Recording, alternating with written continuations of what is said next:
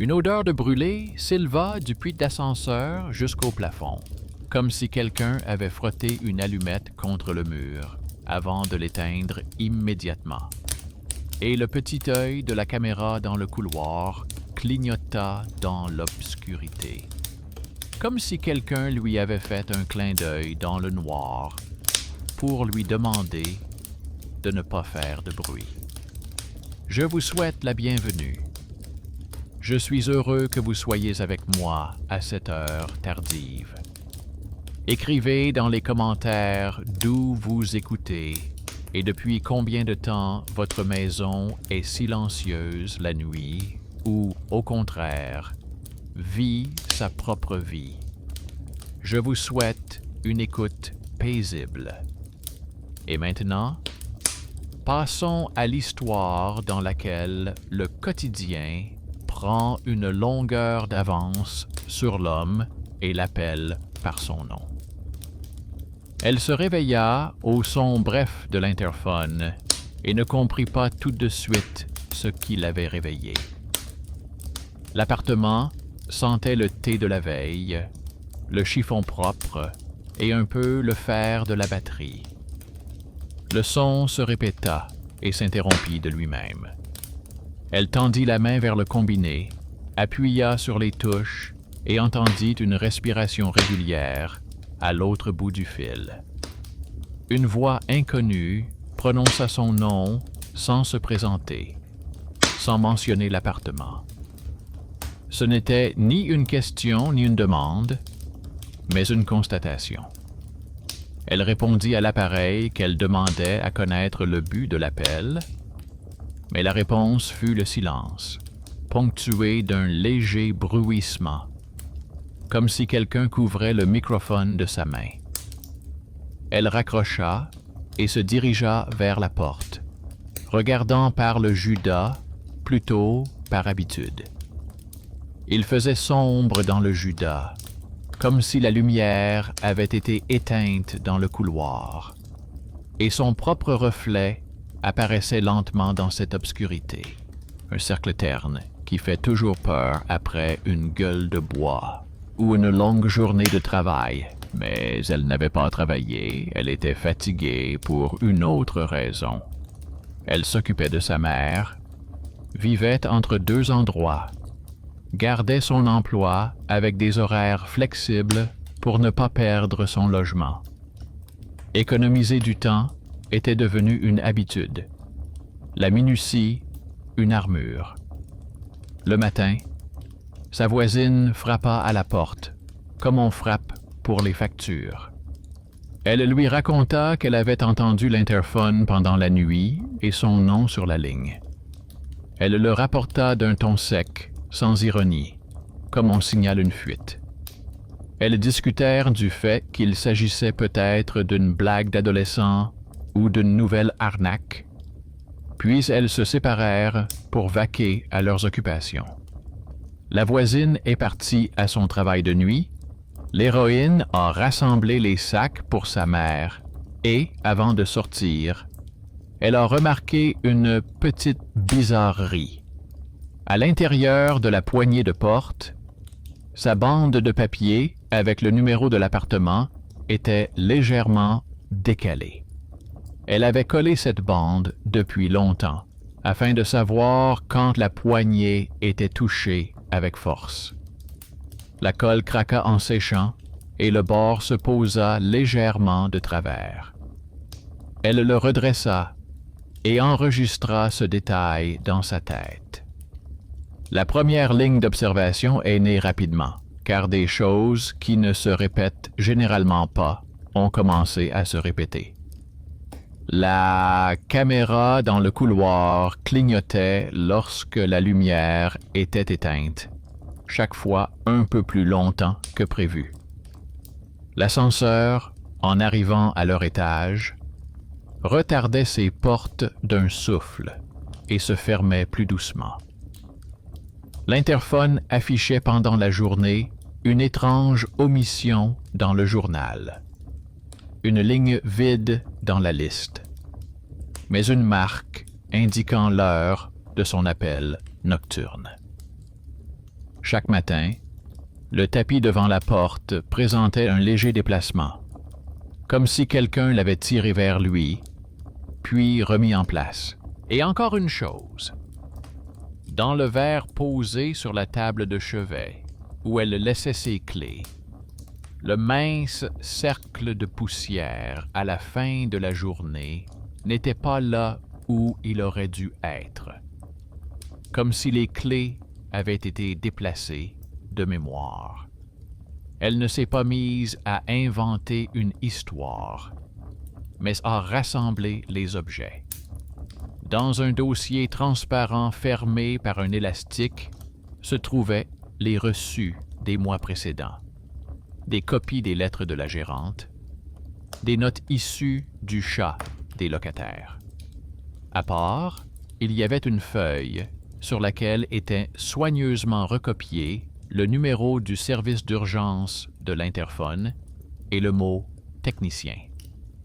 Elle appela la gérante et lui rapporta d'une voix calme que des appels vides étaient reçus pendant la nuit, qu'on entendait des respirations sur la ligne et que le journal de l'interphone ne contenait que des lignes vides. On lui a répondu que c'était normal et on lui a promis d'envoyer un technicien pour vérifier la ligne. Elle a noté cela dans son carnet et est allée voir sa mère, car une journée remplie de tâches qui ne lui incombent pas ne s'annule pas à cause de bruits nocturnes. Le soir, en rentrant, elle remarqua sur le tableau d'affichage commun une nouvelle feuille avec un texte laconique sur le test de la ligne de secours pour les notifications dans le réseau de l'interphone. La feuille n'était pas signée, mais la police était la même que celle que la gérante utilisait toujours. Cela n'expliquait pas la voix, mais correspondait au mois où l'on réparait constamment quelque chose dans l'immeuble. Elle a pris une photo de la feuille et l'a rangée dans un dossier. Dans l'ascenseur, ça sentait la poussière et les roues mouillées d'une poussette. La caméra au plafond a clignoté une fois, puis s'est immédiatement éteinte, comme si elle avait honte d'avoir clignoté. La nuit, l'interphone vibra à nouveau. Il y avait une respiration dans la ligne, mais la voix ne se pressait pas. Puis, un murmure sortit du combiné, non pas dans l'oreille, mais dans la peau, et prononça son nom plus près, comme s'il ne venait pas de l'entrée commune, mais directement de la porte. Elle prit le Judas. Dans le Judas, il faisait noir, mais elle entendait distinctement le calme prolongé de l'expiration de quelqu'un. Elle a répété dans l'interphone qu'elle demandait de ne pas la déranger et a raccroché. Elle constata alors que la porte était effectivement entr'ouverte de l'épaisseur d'un cahier. Le loquet n'avait pas été enclenché, car ses voisins l'avaient appelée dans la journée pour lui demander de leur remettre ses clés pendant une demi-heure afin de faire des réparations. Et elle était rentrée très fatiguée dans la nuit. Les petits détails du début de la journée se trouvaient désormais à la fin, comme des indices dans un jeu de société. Une rayure sur la poignée, le clignotement de la caméra, une ligne vide dans le journal, un tapis plié, une bosse dans un minuscule cercle de poussière. Ils formaient ensemble le chemin menant à la fente dans la porte. Elle n'était pas une héroïne à la recherche du merveilleux. Sa force cachée résidait dans son sens de l'observation, aiguisée par la nécessité d'économiser tout ce qui était possible: le temps, l'énergie, l'électricité. Elle sortit de la boîte un petit dictaphone qu'elle avait acheté autrefois pour sa mère afin de lui laisser des messages. La date était inscrite en lettres sur l'autocollant. Elle posa le dictaphone sur l'étagère près de la porte, activa l'enregistrement et alla se coucher. C'était son choix d'aggraver la situation. Laisser la caméra allumée, confier au microphone le silence près de la porte, ne pas laisser la peur s'installer dans la pièce. Dans le même bol sur la table de chevet se trouvait une fine étiquette en ruban transparent, sur laquelle elle marquait depuis longtemps les bocaux de cuisine. Elle en colla une identique sur le bord intérieur de la porte, afin de voir le lendemain matin si les fissures avaient changé d'humeur. Le matin, l'enregistrement révéla un intervalle régulier de respiration dans le couloir, le grincement de pas invisibles et un mot court et sec prononcé exactement au moment où elle s'approchait de la porte. Ce mot était son nom. Puis il se produisit quelque chose que le programme de l'interphone n'était pas censé pouvoir faire. L'enregistrement commença à reculer sourdement, comme si quelqu'un avait rattrapé de sa voix son habitude d'enfance. L'enregistrement murmurait le petit nom familier de sa mère, avec le même timbre, mais plus doux. Plus précisément, il ne murmurait pas, mais transmettait, comme un commentateur à la radio dans une pièce, où la fenêtre est toujours fermée. Elle rembobina et vérifia si ce n'était pas un problème, si ce n'était pas le démarrage automatique d'une vieille bande. On aurait pu en faire un mauvais mystère en 1 minute, mais elle choisit une autre voie. Elle descendit voir le concierge, qui avait vu défiler plus de locataires que quiconque dans cet immeuble. Il n'aimait pas parler de miracles, mais il aimait l'ordre. Elle lui raconta son plan pour la nuit et lui demanda de lui montrer le journal de l'interphone, si cela ne dérangeait rien. Il a feuilleté le journal, où chaque événement est noté par un petit chiffre et l'heure en lettres, et lui a montré qu'à 2 heures du matin, il y avait eu des appels vides à l'entrée commune. Sans appartement, sans code. Il proposa, si les personnes âgées le lui demandaient, d'appeler un technicien pour démonter le panneau et vérifier si un fil ne pendait pas quelque part. Et c'était déjà là l'héroïsme d'un homme sous-estimé qui passe généralement son temps à rassembler des colis et à râler contre les chariots laissés en travers du chemin. Son petit pouvoir ici et maintenant était plus important que celui d'un héros sur une affiche. Le technicien est arrivé vers le soir, jeune, en veste, avec une valise. Il n'a pas posé de questions inutiles, a dévissé le panneau de l'interphone et a montré que le contact sur la ligne commune s'oxydait facilement.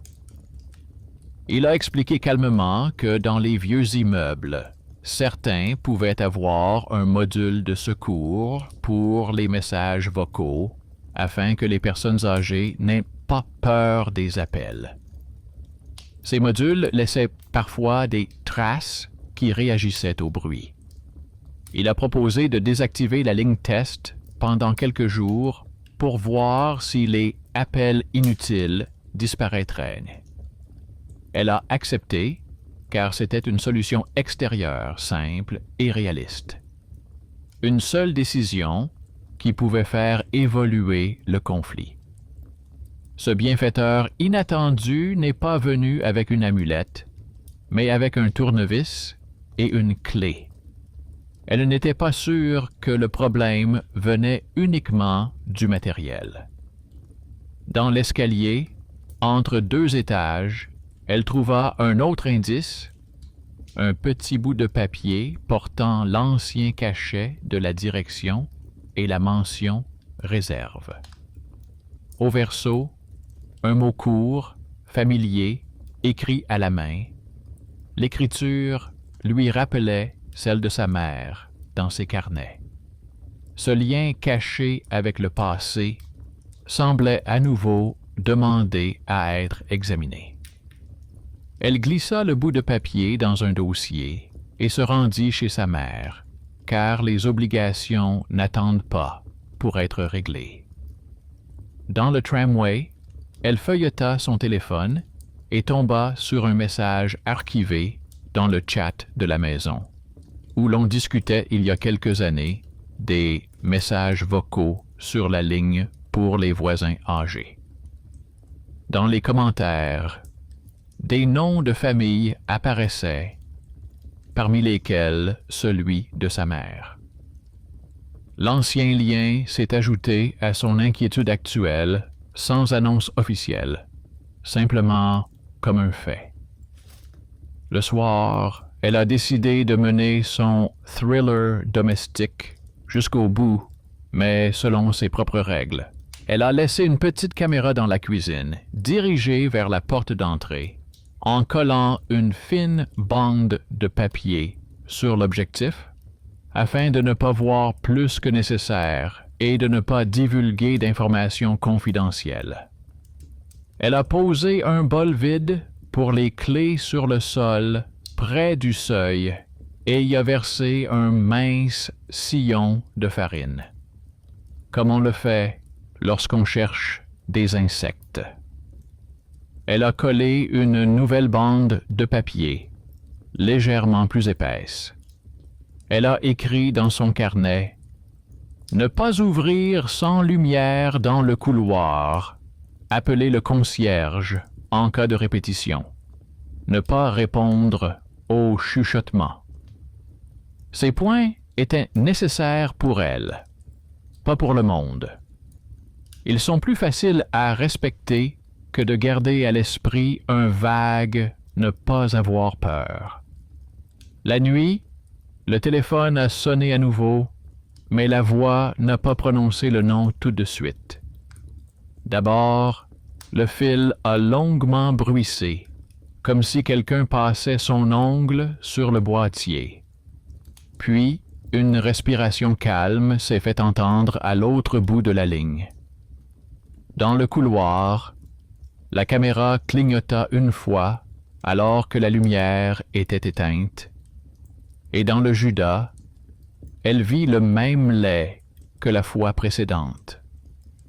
Elle était presque décidée à ne pas s'approcher, mais elle fit autre chose. Elle décrocha le combiné et répéta brièvement que le résident demandait à ne pas être dérangé pendant la nuit. Elle raccrocha et, sans toucher la poignée, vérifia le bol. Il restait une trace lisse dans la farine, comme si le bol avait été retourné et reposé. La bande sur la poignée était légèrement courbée. Elle n'essaya pas d'expliquer, elle constata simplement que quelqu'un ou quelque chose essayait, sans entrer, de s'imposer dans ses rituels. Le matin, l'appareil a été temporairement désactivé et les appels inutiles ont cessé.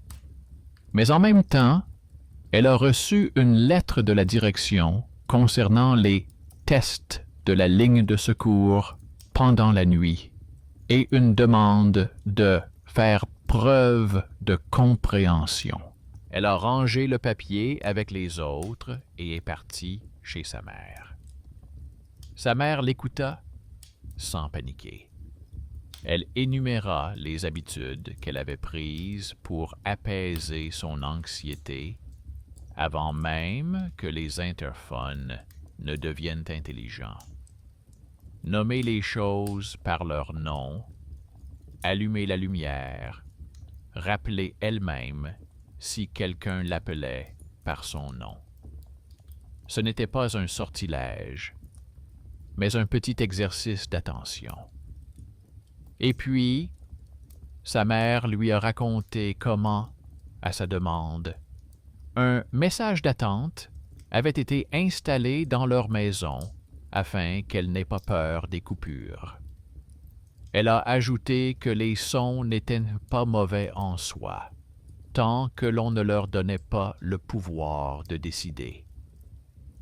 Cette idée s'est avérée être le noyau à partir duquel ses épaules se sont redressées. Le soir, elle a de nouveau rassemblé des preuves. L'odeur de brûlé provenant de l'ascenseur était moins forte cette fois-ci. La caméra a clignoté une fois. La bande tenait bon. La farine était bien répartie dans le bol. L'enregistrement de la nuit était conservé dans le dictaphone, mais sans les chuchotements. Seulement à la toute fin, alors qu'elle fermait déjà son carnet, un hum discret avec sa propre intonation, comme dans son enfance, lorsqu'elle répétait la liste des tâches à accomplir. Ce hum n'avait pas été prononcé dans la pièce. Il venait du micro comme un vieil écho. Elle comprit que dans cette histoire, il n'y avait pas d'ombre, mais une habitude étrangère, la sienne, domestique. L'habitude de répondre à son nom, même si ce nom était prononcé par une ligne vide. Et puis vint le jour où les petits rôles devinrent plus visibles que les grands. Le héros méconnu, le concierge, lui donna accès aux journaux et à la mémoire de la maison. Le bienfaiteur inattendu, le technicien, d'une seule décision, désactiva la réserve et fit évoluer le conflit vers la clarté. Son talent caché, son attention auditive, a permis de repérer où exactement il y avait du retard et où il y avait de l'avance. Et donc où coller le ruban adhésif, où placer le feutre et comment demander à l'électricien de vérifier le capot. Un lien familial caché, le nom de jeune fille de la mère dans les anciens enregistrements, a expliqué pourquoi la voix au bout du fil prononçait des mots familiers. Un thriller quotidien, interphone nocturne, caméra, tapis, gamelle, bande de papier, a fait d'une seule entrée d'immeuble une scène où chaque hasard est vérifié en 2 temps et 3 mouvements. L'histoire n'est pas terminée et ne devait pas se terminer brusquement. Elle avance sans redémarrer. Sa prochaine étape est la cave, où des blocs et des fils fins oubliés restent parfois dans le placard, se souvenant mieux des anciennes habitudes que des nouvelles règles. Elle s'est déjà mise d'accord avec le concierge et le technicien. Ils iront ensemble et noteront tout par écrit. Elle ne chasse pas les fantômes. Elle répare les retards et les indicatifs. Et cela procure une tranquillité plus forte que n'importe quel murmure au téléphone. Ici, le résultat dépendra des gens et non des miracles. Ils sont descendus tous les 3 au sous-sol, comme convenu. Le technicien portait une valise, le concierge un journal avec des clés et elle un dossier transparent avec des copies de ses notes. L'escalier sentait le béton humide et la poussière des incendies passés. Les lampes bourdonnaient dans des bandes de lumière. Et derrière la lourde porte en fer, l'air devint immédiatement plus sec, comme si quelqu'un avait ouvert un débarras rempli d'années étrangères. Une armoire métallique se trouvait en face, sur laquelle reposait un lot de tournevis et un rouleau de ruban adhésif. Le technicien leur dit qu'il leur montrerait la réserve, s'il en restait vraiment, et leur demanda de ne rien toucher. Le concierge posa le journal sur la boîte, comme on pose une soucoupe avec de l'eau dans une pièce vide, et se tint dans l'embrasure de la porte pour empêcher toute personne indésirable d'entrer. Sous le couvercle se trouvait un petit boîtier avec des boutons mat et un minuscule micro, relié par un fil provenant d'une branche étrangère et revenant à la borne, entrée commune.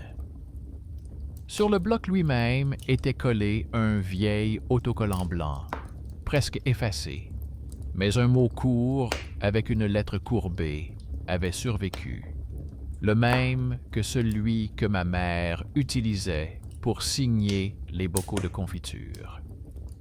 À côté, 2 inscriptions avaient été tracées à la craie, et l'une d'elles était accompagnée de la mention « Voix ».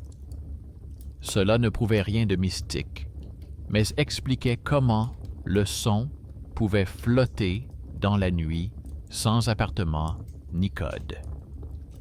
Le technicien a raconté que de tels modules étaient installés sur demande afin que la voix au bout du fil donne son nom à l'avance ou rassure les gens, et que le plus souvent, ils étaient ensuite retirés, mais que les fils étaient laissés au cas où. Le concierge a gloussé et ajouté que, au cas où, aimait se répéter jusqu'à ce qu'on le ferme avec un magazine. Elle a photographié l'autocollant et la craie pour ne pas avoir à se disputer avec sa propre mémoire. Pendant 1 seconde, elle a ressenti une vague sourde de son enfance. Elle se tenait à la porte de cet appartement où les fenêtres donnaient toujours sur la cour, et elle entendait dans le combiné une voix calme qui prononçait un petit nom familier pour qu'elle n'ait pas peur d'ouvrir. À l'époque, cela semblait réconfortant. Aujourd'hui, cela lui donnait froid dans le dos.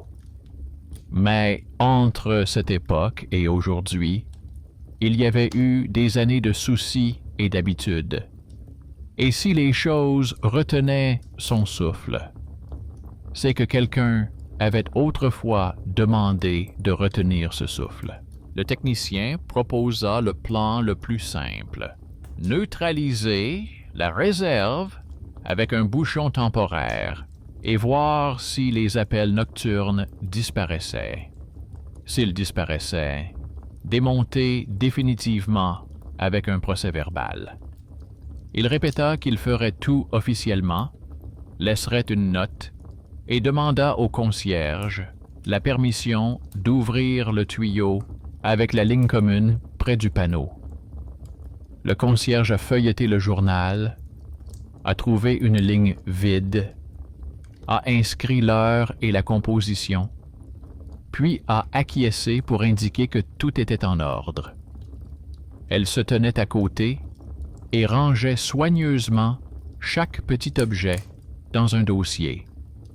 Un morceau d'isolant, un collier de serrage inutile, un bout de vieux sparadrap, car, dans ce genre d'histoire, ce sont justement les petits détails qui finissent par s'additionner. Elle a quand même choisi de se compliquer la soirée. Juste avant la fermeture du sous-sol, elle a demandé la permission d'enregistrer un contrôle sur son dictaphone à l'entrée, sans rien ouvrir. Le technicien a haussé les épaules et a répété qu'il ne voyait pas l'intérêt, mais qu'il n'y voyait pas d'inconvénient. Le concierge a placé le dictaphone dans le couloir pour que la lumière ne le dérange pas.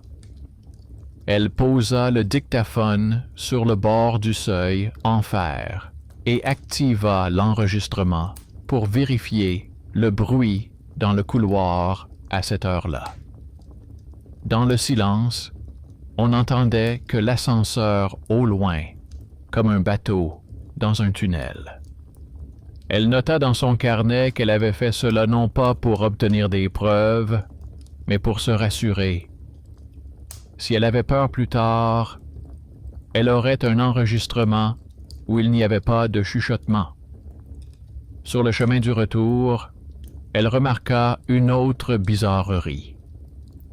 Un nouveau papier avec la même police était accroché près des boîtes aux lettres, demandant de permettre le test des alertes et de faire preuve de compréhension envers les appels sans adresse. Le papier semblait honnête, mais pas très aimable. Elle le photographia et rentra chez elle. Dans l'ascenseur, la caméra clignota une fois, comme la veille, mais cette fois-ci, le clignotement fut plus court. La bande à l'intérieur de sa poignée tenait bien, le tapis était bien à plat, la gamelle était à sa place. La pièce sentait le propre, comme après un nettoyage, et la fenêtre était légèrement embuée à cause de la différence de température. Elle a sorti la cassette, a rangé les photos dans un dossier, s'est félicitée de ne pas avoir lu les signes laissés par d'autres personnes et a disposé ses affaires sur la table. Le dictaphone à gauche, les copies à droite, les clés dans la gamelle, le téléphone sans son dans la table de chevet. Pendant la nuit, l'interphone a quand même vibré. C'était comme une faible secousse, comme si ce n'était pas quelqu'un qui venait, mais la ligne elle-même qui voulait rappeler qu'elle existait. Elle a ouvert les yeux et n'est pas allée à la porte. Elle resta allongée et nomma mentalement les objets, de la fenêtre au tapis et vice-versa, afin de retrouver son rythme. Dans le combiné de l'interphone, au lieu d'un murmure, il y avait un silence humide et vide. Et seulement à la toute fin, un bref bruissement, semblable à un dessin transféré sur du papier calque. Elle se leva pour vérifier si le loquet était fermé. La fente était bien alignée, la bande de papier n'était pas courbée, la caméra près de l'ascenseur brillait faiblement et ne clignotait pas du tout. Elle revint et, avant de se coucher, nota dans son carnet. Avec le bouchon, le murmure a disparu. Seule la maison respire. Dans l'après-midi, le technicien apporta un petit document comportant 2 lignes. La première indiquait la désactivation de la réserve. La seconde indiquait la date de la prochaine visite pour le démontage. Il répéta qu'il reviendrait avec un électricien, car c'était la procédure. Le concierge signa le document et lui en remit une copie. Son visage était calme, comme celui d'un homme qui aime les fins claires. Il a prononcé une phrase amusante selon laquelle la maison aime l'ordre plus que ses habitants. L'a répété d'une voix rauque et est retourné à son bureau. Cette touche d'humour fortuite a réchauffé la pièce plus que n'importe quel radiateur. Elle est allée voir sa mère avec les nouvelles et sa cassette. Sa mère a écouté et hoché la tête, tenant la cassette comme on tient des lunettes sans verre. Elle a raconté qu'elle avait autrefois demandé une ligne téléphonique rien que pour elle, parce que son cœur bondissait à chaque appel brusque, et elle a remercié le fait que cela l'avait aidée à l'époque. Elle demanda à sa fille de ne pas maudire sa vieille peur, car elle l'avait sauvée autrefois. Elle répéta que les choses fonctionnent mieux quand elles ont un nom. Ces mots ne révélèrent pas le secret, mais le placèrent sur l'étagère où il devait être. De retour chez elle, elle fit un petit test. Elle alluma le dictaphone et enregistra une série de noms, sans se presser, avec des pauses identiques. Puis elle plaça le lecteur près de la porte, afin d'envoyer cette piste dans le couloir, comme la fois précédente. L'enregistrement du couloir rendit un écho familier, mais cette fois-ci, il était régulier, ni en avance ni en retard. La voisine, celle-là même qui se plaignait des chuchotements nocturnes, l'a intercepté près de l'ascenseur et lui a raconté que la nuit avait été calme, mais que le matin, quelqu'un avait ajouté au crayon sur le tableau d'affichage « Merci de ne pas m'appeler par mon nom ». L'écriture était enfantine, peut-être celle d'un adolescent. Elle ne l'effaça pas, elle la photographia simplement, comme une preuve supplémentaire que l'ordre rééduquait peu à peu la maison. Le soir, elle est redescendue au sous-sol avec le technicien et l'électricien. Le démontage a pris moins de temps que la peur. Les fils, qui auparavant étaient emmêlés, ont été soigneusement démêlés. Les branches superflues ont été retirées, les bornes ont été serrées. À la place de l'ancien bloc, le technicien a collé un autocollant avec une phrase laconique indiquant la mise hors service. Le concierge a ajouté une ligne dans le journal. Elle se tenait à côté et regardait comment on retirait de l'air un bruissement semblable à une voix. Cela n'apportait pas de joie, mais rendait l'air plus honnête. À la fin, l'électricien a proposé de laisser pendant quelques jours un bouchon supplémentaire dans la colonne montante de leur étage, afin qu'aucun écho ne se propage entre les portes. Elle a accepté.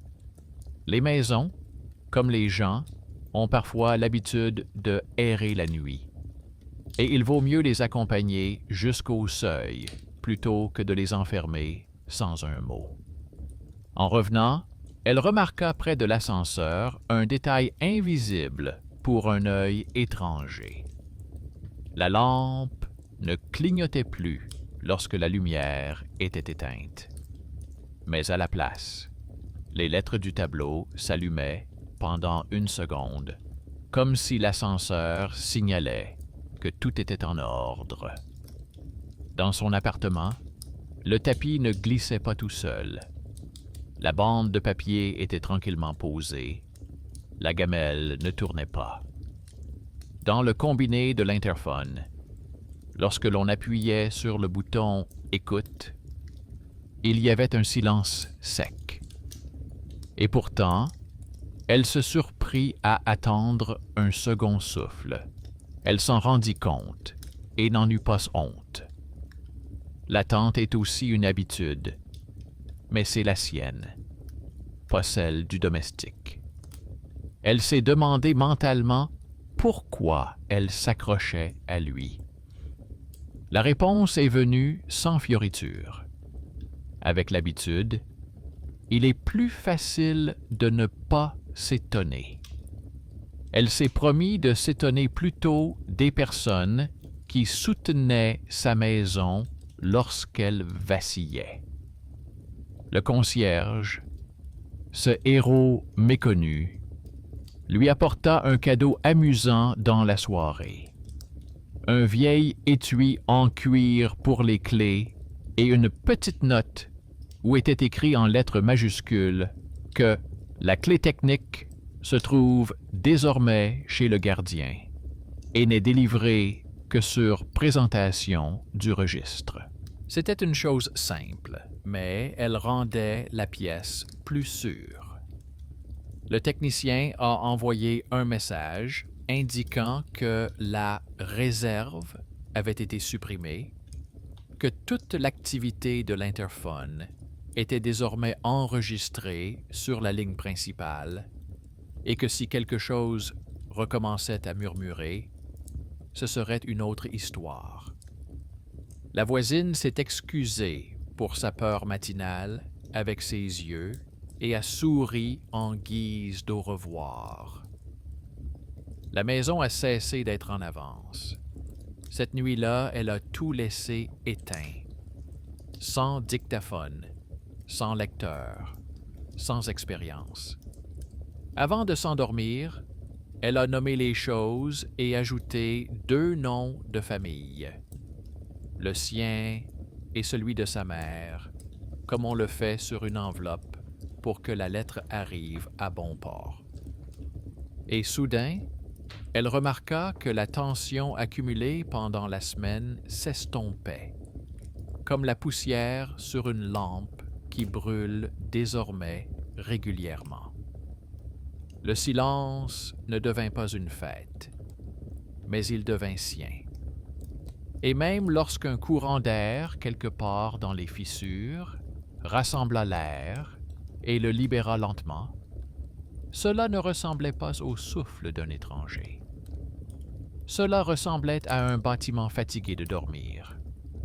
Et pourtant, le reste de l'histoire attendait patiemment. Sur sa table se trouvait une photo d'un autocollant provenant du sous-sol, où le mot effacé ressemblait beaucoup à un ancien nom de famille.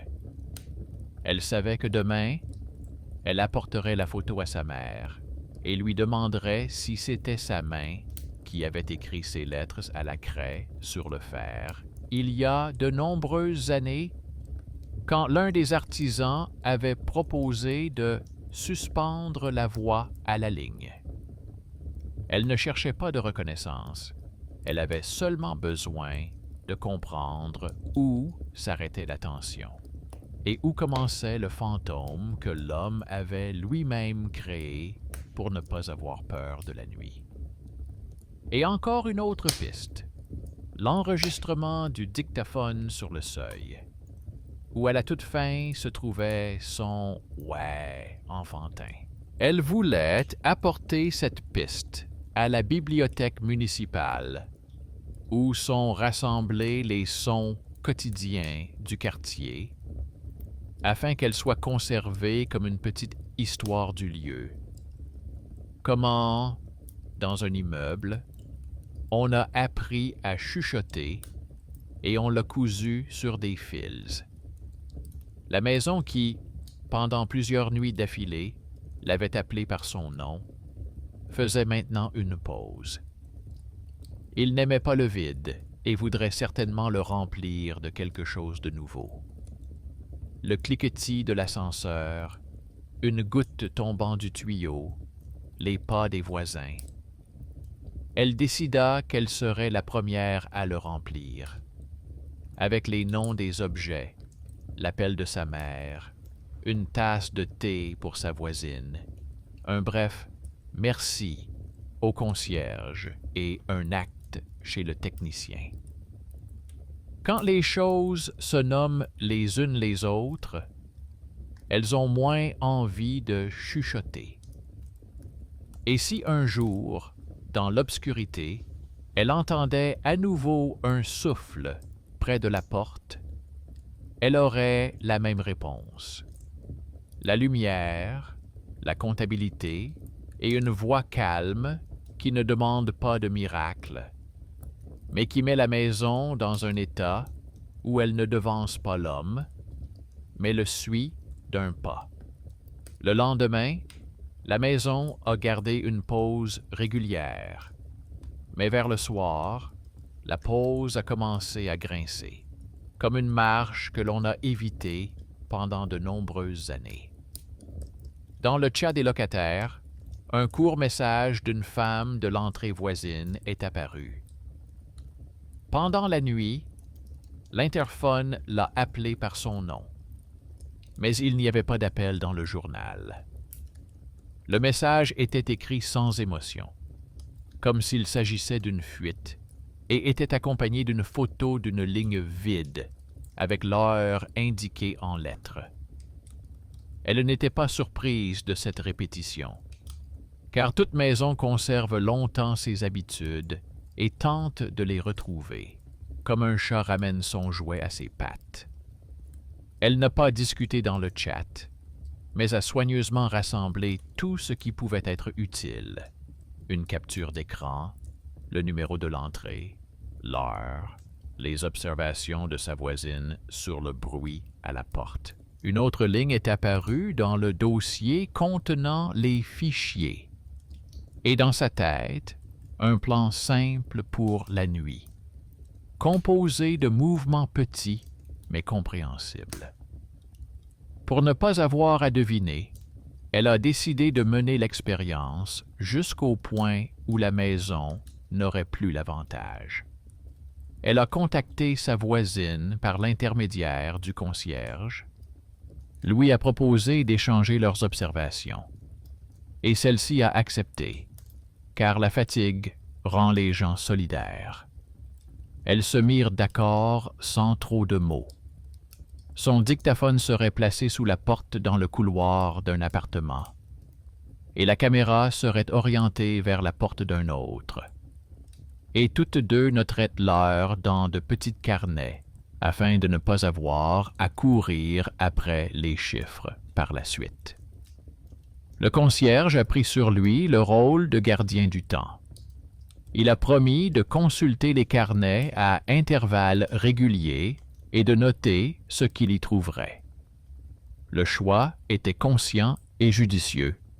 Elle a elle-même conduit la nuit jusqu'au seuil, sans se cacher, mais au contraire en laissant la caméra allumée, comme on apprend à regarder quand on a peur. Elle a collé une nouvelle bande de papier, plus fine que d'habitude, sur la poignée de la porte, et a placé un bol avec un mince filet de farine pour voir même le moindre mouvement à peine perceptible. Elle enregistra sur le dictaphone une série de mots soignés où les noms des objets se succédaient comme des inspirations et des expirations. Fenêtre, table, poignée, tapis, lampe, loquet, porte. Elle n'alluma pas le lecteur afin de ne pas donner à la maison l'occasion de l'accuser de complaisance. En se rendant chez sa voisine, elle remarqua près de l'ascenseur une odeur de brûlé, presque imperceptible, à peine perceptible, comme celle de miettes brûlées. La caméra au plafond clignota une fois, puis s'éteignit. Ce seul instant lui assura une nuit entière de sécurité. Si la caméra avait clignoté, cela signifiait que quelqu'un avait touché le circuit quelque part. La nuit se déroula comme si de rien n'était. L'interphone restait silencieux, l'ascenseur dormait, l'escalier ne grinçait pas.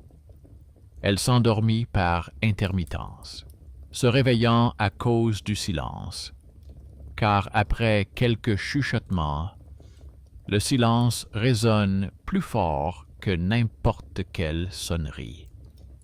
Vers le matin, le dictaphone a capté un court extrait de respiration qui ne ressemblait ni à ses inspirations, ni aux soupirs familiers de la maison. La respiration était plus régulière, comme celle d'une personne qui essaie de respirer sans faire de bruit, et semblait provenir du panneau électrique du voisin plutôt que de la porte. L'enregistrement a ensuite capté un grincement, souvent produit par une plaque métallique lorsqu'on la bouge légèrement d'avant en arrière. À ce moment-là, une ligne vide est apparue dans le journal de l'interphone, ce que le concierge a noté clairement et sans dramatisme. La caméra dans le couloir a clignoté et dans sa gamelle. La farine a formé un arc particulier, ce que la gamelle ne savait pas faire auparavant. L'arc n'était pas dû à une rotation, mais à une poussée délicate, comme si quelqu'un avait passé son doigt au fond de la gamelle pour la rapprocher de la porte. La bande de papier sur la poignée s'est courbée très légèrement, de manière à peine perceptible. Cela suffisait pour considérer que la maison essayait à nouveau de tendre un fil. Elle n'a pas cherché à deviner les intentions des autres. Elle a opté pour la simplicité, la technique et les gens. Le concierge a appelé l'électricien avant l'heure prévue. Le technicien est venu sans appel supplémentaire. Et c'est là qu'est apparu un personnage auquel on ne pense généralement pas lorsqu'il est question de bruit nocturne. Le coursier. Le coursier a livré des colis dans l'entrée voisine et s'est arrêté auprès du concierge pour lui demander sa signature. Voyant 3 personnes avec un bloc-notes, une valise et un journal autour de l'interphone, il a poliment expliqué que dans cet immeuble, l'application déclenche parfois l'ouverture de la porte alors qu'il n'est encore qu'en train de s'approcher. Il l'a dit sans mystère, de manière tout à fait professionnelle. Il a sorti son smartphone et a montré le journal des géolocalisations, où sont enregistrées les approches de l'entrée et les ouvertures. L'écran montrait qu'une fois, la porte avait été signalée comme entr'ouverte un instant avant que le coursier ne s'en approche suffisamment. Il proposa, si nécessaire, d'envoyer une capture d'écran du journal, car les livreurs accumulent souvent ce genre d'informations pour les litiges avec les clients. C'était un bienfaiteur inattendu issu du monde matériel. Un homme disposant de ressources qui, d'un seul geste, allait fournir plus d'indices qu'une semaine de suppositions. Elle le remercia et nota son adresse e-mail dans son carnet. Le technicien, motivé par les faits réels, a ouvert le panneau entre les entrées et a montré un détail auquel on ne prête généralement pas attention. Le ressort de la plaque de serrure était usé et présentait une micro-bavure. Si la porte n'est pas tirée à la main, mais en résonance avec l'ascenseur, la plaque bouge à peine, mais le contact dans la ligne a le temps d'informer le système d'une ouverture. Il a raconté d'une voix calme que dans ces moments-là, même le microphone de l'interphone peut capter le moindre bruit et le transmettre à la ligne, surtout si quelqu'un à l'étage utilise un vieux poste de radio ou si un téléphone capte le réseau. À ce moment-là, son tournevis étranger était plus utile que n'importe quelle prière. Il a sorti une petite lime, a enlevé la bavure, a placé une rondelle très fine et a serré la vis. L'électricien a ajouté une rondelle en feutre sur la fixation du panneau, afin d'éliminer le bruit métallique lors des vibrations. Ils ont fait cela calmement, avec l'air de personnes qui ne se préparent pas à faire la guerre à leur maison, mais qui réparent du matériel fatigué. Le voisin étudiant, celui-là même qui lui avait apporté les graphiques de respiration, s'approcha de sa propre initiative. Il ne toucha pas au panneau et ne donna pas d'ordre, mais proposa quelque chose de simple, que les orgueilleux ont tendance à ignorer. Il a dit qu'il avait un enregistreur portable meilleur qu'un dictaphone et qu'il pouvait passer quelques nuits à enregistrer le spectre du couloir nocturne. Il l'a fait non pas pour obtenir des preuves, mais parce que cette acoustique l'intéressait autant que l'ordre l'intéressait elle. Son petit talent est redevenu la clé, là où les grands discours ne font que gêner. Le héros méconnu n'était pas issu d'une légende, mais de la porte voisine. Elle sentait que ce n'était pas seulement de l'aide, mais un moyen de retrouver une maison où les gens se rencontraient pour leurs affaires et non pour leurs ombres. Après quelques petites réparations, ils montèrent tous les trois, avec le concierge et le technicien, à la plateforme supérieure de la salle, des machines de l'ascenseur. Il y faisait sec, et ça sentait la graisse et la poussière des câbles. Le technicien activa le mode service pendant 1 minute, l'ascenseur monta et s'arrêta, comme un homme retenant son souffle. En bas, dans le couloir, à ce moment-là, la caméra a clignoté pendant un instant, puis s'est éteinte. Il n'y eut aucun murmure sur la ligne. Elle regarda l'aiguille de l'ampèremètre, qui vacilla puis revint, et comprit que les nouvelles actions des gens avaient déplacé dans cette maison ce qui était resté caché pendant de longues années dans l'habitude. Ce n'était pas un triomphe, mais il y avait une trace claire du travail accompli. Les bavures avaient été éliminées, le feutre était en place, le journal était rempli. Le soir, la voisine de l'immeuble voisin a apporté une photo de sa poignée de porte. Sur la photo, on voyait une fine trace, comme celle laissée par un doigt humide, et une bande de papier légèrement courbée, presque identique à la sienne. La voisine a raconté que la nuit où elle avait remarqué le souffle sous sa porte, il y avait eu, dans leur entrée, un courant d'air plus fort que d'habitude.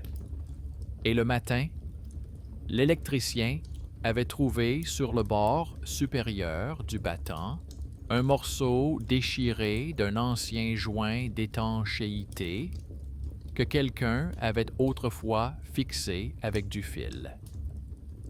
Avec ce morceau qui pendait dans les airs, le moindre mouvement de l'ascenseur ou le moindre courant d'air produisait ce bruit humide que la peau reconnaît comme un souffle. C'était un autre petit clou dans le cercueil de la légende. Le bruit ne venait pas des sous-sols, il naissait dans les interstices et dans l'habitude de l'entendre. Elle ne se consolait pas avec la rationalité comme avec un dieu, mais l'acceptait comme de la valériane.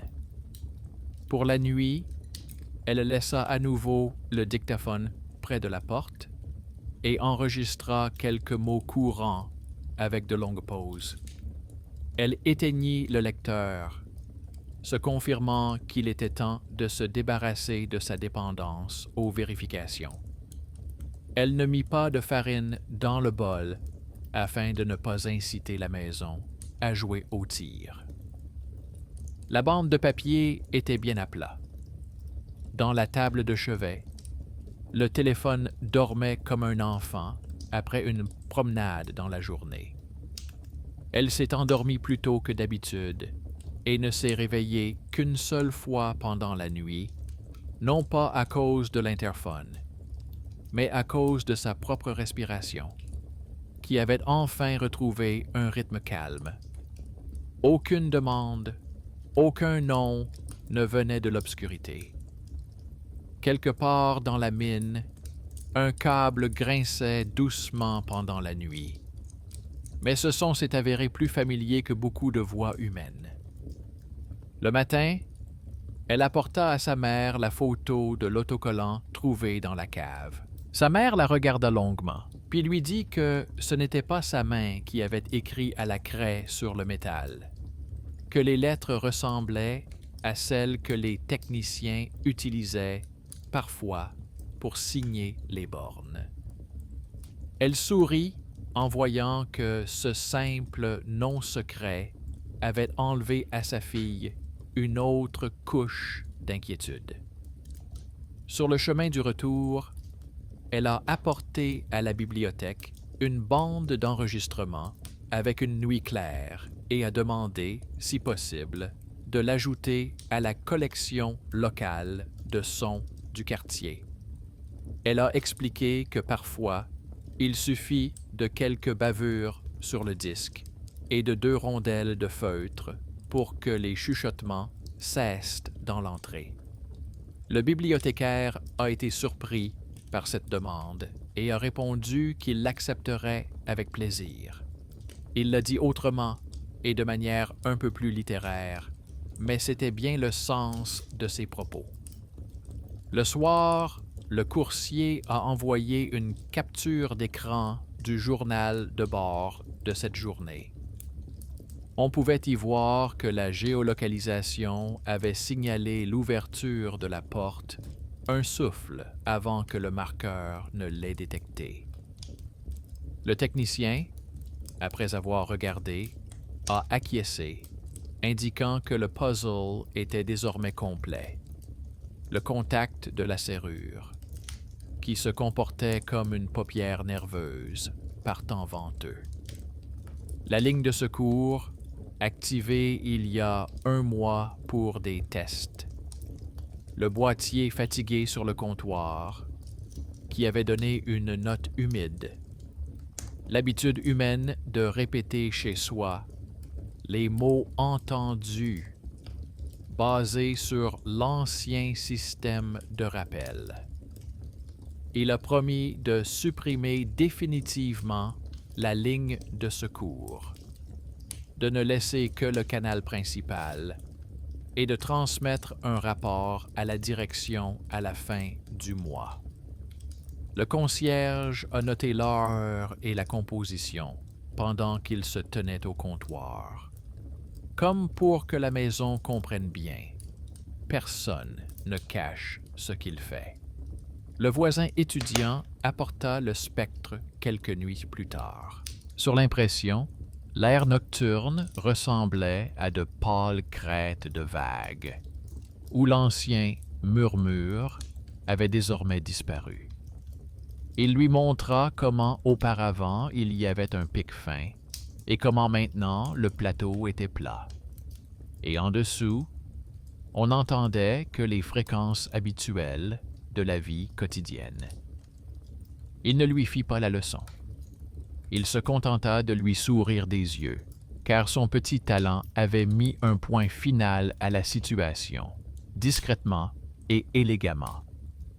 Elle lui demanda de lui laisser cette impression, afin de pouvoir la regarder de temps en temps et se rappeler que même un petit pic qui ressemble à une voix peut être aplani par les affaires courantes. L'appartement a repris son cours normal, où il y a de la place pour les gens, le silence et les objets avec leurs noms. Elle a cessé de coller de nouvelles bandes sur la poignée, mais n'a pas enlevé l'ancienne, non par superstition, mais comme un signe que l'attention protège mieux la maison que la suspicion. Il ne restait plus que les clés et la pièce de monnaie dans le bol. Dans son carnet, à côté de la liste des tâches, elle a ajouté une petite règle qu'elle se répète avant de s'endormir. Nommer les choses, allumer la lumière, répondre elle-même quand on l'appelle par son nom et remercier quand quelqu'un répare ce qui fait peur. Cela ressemble à une recette, mais c'est sa recette à elle, sans miracle, avec des gens qui connaissent leur travail et avec sa propre capacité à distinguer le souffle de la maison du souffle de la peur. Et pourtant, l'histoire ne s'est pas arrêtée là, car chaque maison aime ajouter sa touche personnelle. Un soir pluvieux, alors que l'entrée était exposée au courant d'air à cause des portes entr'ouvertes, elle a remarqué une nouvelle feuille sur le tableau d'affichage. Il s'agissait d'un remerciement aux locataires pour leur patience pendant les tests et d'une brève invitation à une petite réunion chez le concierge où l'on souhaitait discuter des appels nocturnes et des mesures proposées. Habituellement, ces tableaux sont vides ou recouverts d'annonces de services. Cette fois-ci, l'heure était indiquée en lettres et il était demandé d'apporter des notes si l'on avait fait des observations. Ce n'était pas un appel à la chasse au chuchotement. C'était une affaire pacifique. Rassembler les petites expériences de l'immeuble comme on ramasse les vieux papiers. Elle a pris son dossier transparent et est descendue. Car ce sont ces réunions qui construisent la sortie vers laquelle l'histoire mène sans cri. Il y avait plus de monde que prévu à la réunion près du comptoir. Il y avait ceux qui ne sortent généralement pas de leur appartement après le dîner et ceux que l'on ne voit qu'à l'aube avec leurs valises. Le concierge posa un magazine sur la table. Le technicien déplia le rapport. L'électricien apporta un morceau de joint retiré pour montrer à tout le monde ce qui produisait le bruit humide nocturne. Le voisin étudiant posa à côté une impression du spectre avec des ondes pâles et un espace vide à l'endroit où se trouvait auparavant un pic fin. Elle a ouvert un dossier transparent et a étalé les photos, l'autocollant de la cave, le papier sur les tests, l'écran du journal de bord du coursier. Personne n'a cherché à faire de grands discours. Chacun a montré son petit détail. Et à partir de ces détails, s'est construit une maison qui ne veut pas être effrayante. Un homme a raconté qu'il avait considéré tout cela comme insignifiant pendant toute la semaine, jusqu'à ce qu'il voie le bol légèrement ouvert devant sa porte le matin. Il avait l'habitude de discuter bruyamment dans les chats, mais là, il restait plus silencieux. Une voisine de l'immeuble voisin a parlé d'une trace de doigts humides et d'un morceau de joint qui se balançait dans la fente, comme la languette d'une boîte à musique.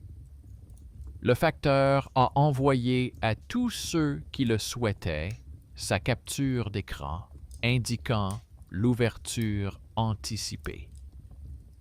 L'électricien expliqua calmement que les portes aimaient se balancer par habitude et ajouta que le feutre sur le panneau n'était pas une décoration, mais un frein aux superstitions. Le concierge a pris la parole de manière concise et pertinente. Il a proposé de fixer une nouvelle règle. Réserve désactivée, journal de remise des clés uniquement contre signature, annonce à l'avance de tout test avec indication précise de l'heure, vérification des joints une fois par saison et règle de ne pas prononcer les noms au téléphone.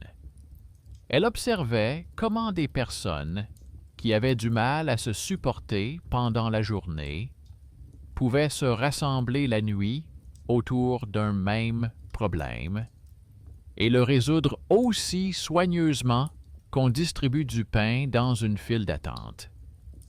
Elle ressentait un désir tenace de tout vérifier à nouveau. Non pas par méfiance envers les gens, mais par habitude d'aller jusqu'au bout. Elle a répété qu'elle était prête à se charger du dernier contrôle. Une soirée avec la caméra allumée et le journal ouvert. Avec un bol, mais sans farine. Avec une bande de papier, mais sans les autres bandes. Et avec le téléphone éteint dans la table de chevet. Le technicien a hoché la tête, l'électricien a fait un signe de la main, le concierge a fait une petite marque dans le journal en face de son appartement, comme on fait une petite croix dans le coin d'une feuille avant de commencer à écrire. Tard dans la soirée, la maison respirait tranquillement. La pluie frappait régulièrement la corniche. L'ascenseur gémissait, non pas de fatigue, mais de travail.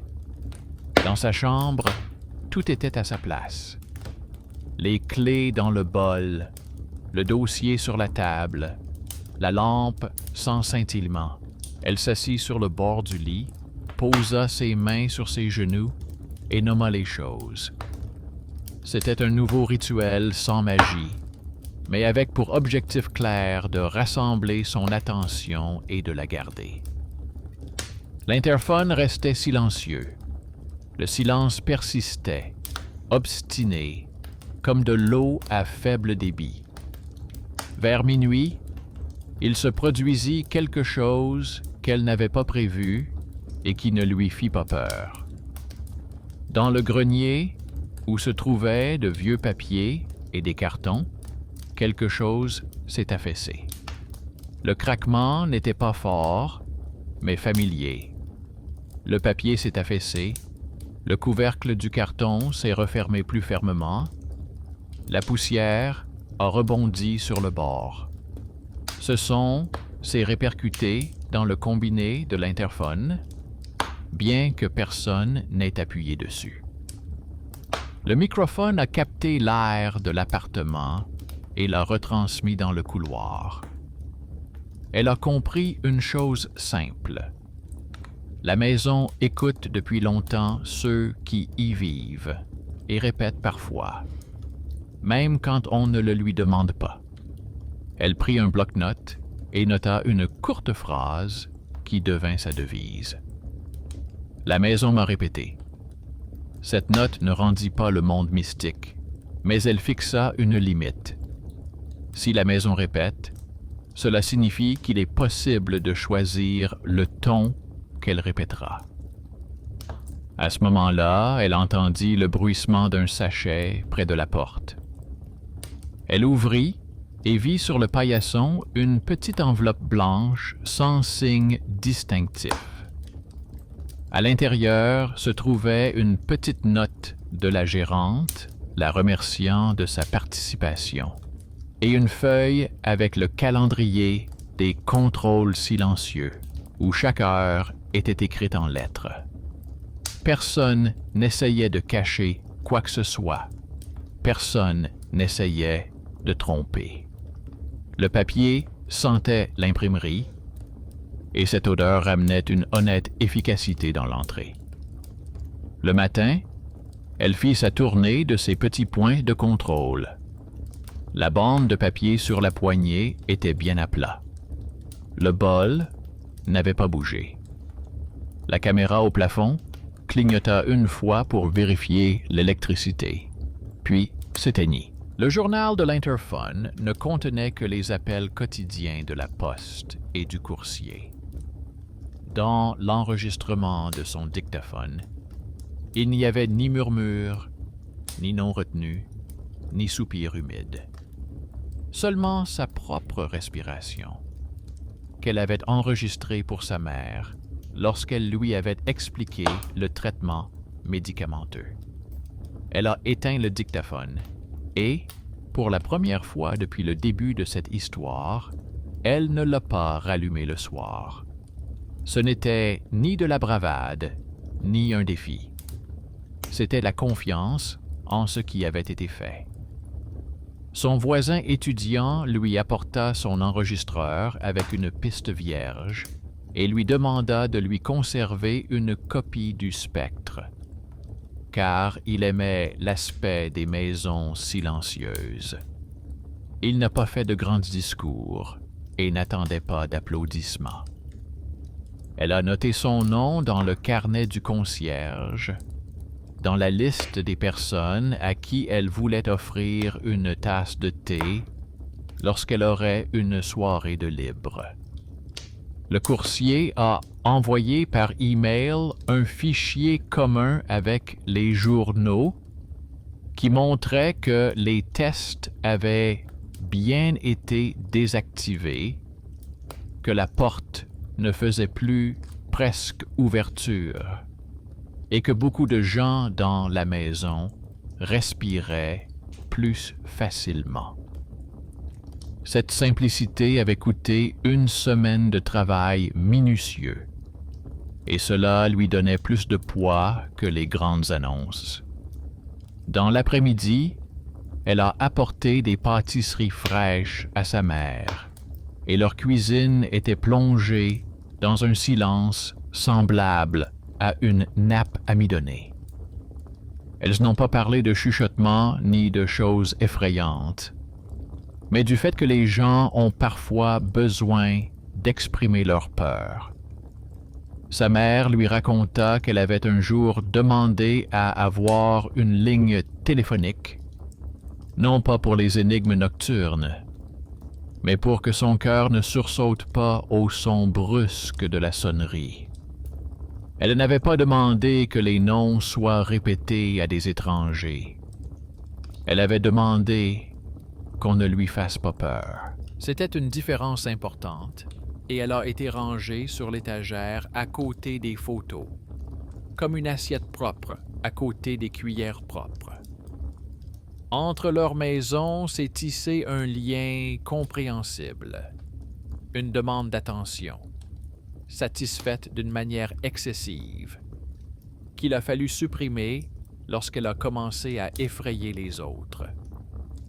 Le soir, elle est montée sur le toit, non par romantisme, mais pour regarder la maison d'en haut et voir comment elle vivait dans son ensemble.